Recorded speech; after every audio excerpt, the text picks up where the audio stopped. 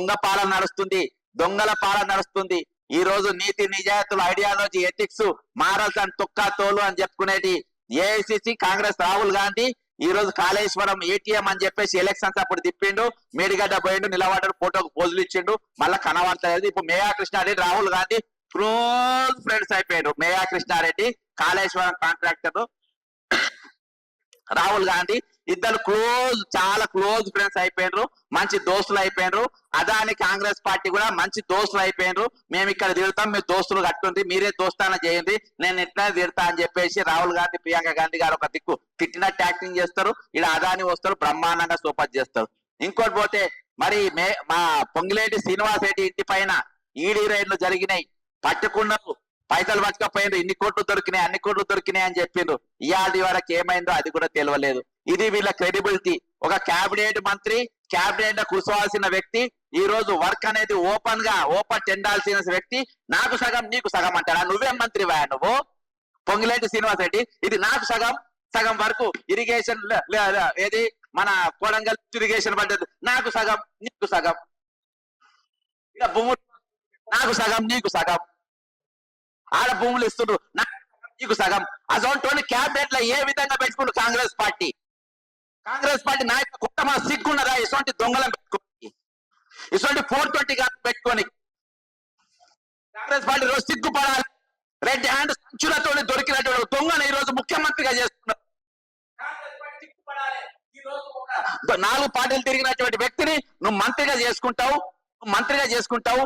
అటువంటి 4 పార్టీలు తిరిగినటువంటి వ్యక్తికి ఈ రోజు రెవెన్యూ మంత్రి ఇస్తావు, ఆయన చేతిలో భూములు తీసుకుని మాట్లాడావు, ఎత్తుకపోతున్నాను తీసుకుంటున్నా.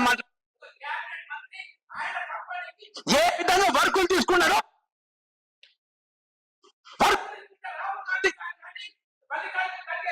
ప్రియాంక గాంధీ కానీ ఎందుకు మౌనంగా ఉన్నారు? ఎందుకు నోరు తెరుస్తలేరు? నీది ఐడియాలజీ పార్టీ అనేది, ఎథిక్స్ ఉన్న పార్టీ అనేది, నీతి నిజాయితీ కోసం నిలబడే పార్టీ అనేది. అదాని నా శత్రువు అని ఎందుకు చెప్తావు? ఇక్కడ దోస్తాన ఎందుకు చేస్తావు?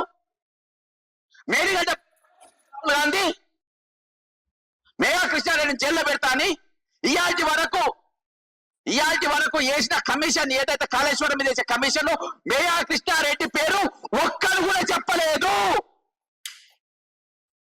ఒక్కరు కూడా ఆయన మీద కంప్లైంట్ ఇవ్వలేదు. కంప్లైంట్ ఇచ్చిన ఏకైక వ్యక్తి బక్క జడ్సన్. సిగ్గు శరాలు లేవా మీకు?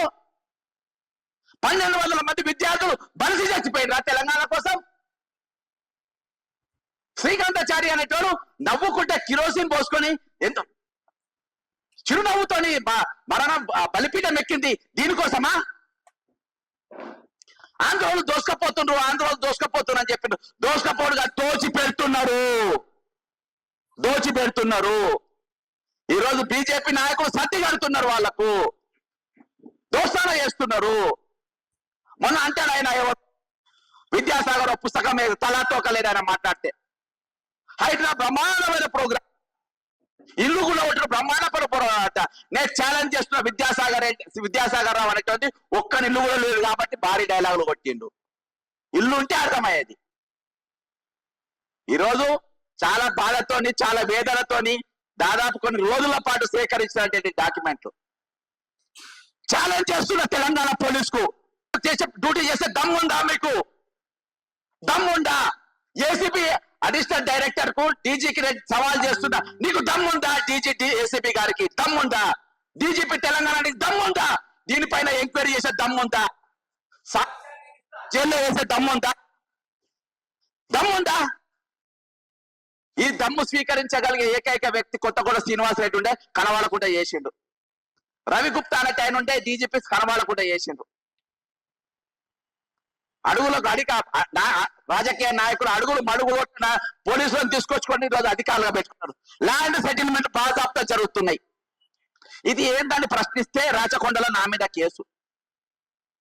ఎక్కడ జరుగుతున్నావు సెటిల్మెంట్లు? ఎక్కడ జరుగుతులే భూములు గుంచుకున్నాడు?